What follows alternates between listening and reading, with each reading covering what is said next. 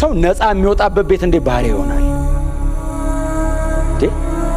በክርስቶስ ኢየሱስ ሞትና ትንሣኤ የተመሰረተች ቤተክርስቲያን ውስጥ ገብቶ የክርስቶስ ሕይወትን ተካፍሎ የዘላለም ሕይወት ወራሽ ነኝ ብሎ ተመልሶ እንዴ ባሪያ ይሆናል?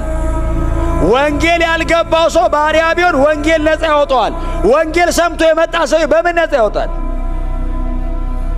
ግራ ገባው እኮ በከንቱ ደክሜ እንዳይሆን መጀመሪያም አልገባችሁም ይሆን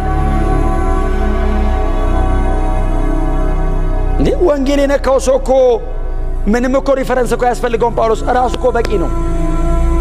ለወንጌል ለዋጭነት ከጳውሎስ በላይ ምስክር የለም። ምዕራፍ 1 ላይ ባለፈው ተነጋግረን የለ እንዴ? ወደር የሌለው ምሕረቱን ለማሳየት ከኃጢአተኞች ዋናውን እኔን አዳነኝ አለ። እንደናንተ አይነት አይደለሁም ምን ያለ የእናንተ አይነት የአሕዛብ ምናምን እዛ ከደጅ መጥቶ ጌታን ተቀብሎ እንደዚህ አይነት ሰው አይደለሁም ምን ያለ እዚቹ ተወልጄ ያደግኩኝ ፍጹም አይሁዳዊ ዕብራዊ ነኝ አለ። ከማናችሁም የተሻልኩ ነኝ አለ። እና ወንጌል ሲነካ ግን እንደሚገለባበት ያየሁት በራሴ ሕይወት ነው። መቃወመውን ነው መልሼ ሳለማ ምኖረዋል። ሳፈርስ የኖርኩትን ቤተ ክርስቲያን እየገነባሁት ነው። ብዙ ሰው በእኔ ምክንያት እንዲገደል አድርጌያለሁ። በጣም ብዙ ሰው ወደ እግዚአብሔር መንግሥት ደግሞ ተመልሶ እንዲመጣ እየታገልኩ ነው። ለወንጌል ለዋጭነት ሌላ ምስክር አይፈልግም። ራሱ ጳውሎስ ምስክር ነው። ወንጌል ይለውጣል፣ እኔ ምስክር ነኝ።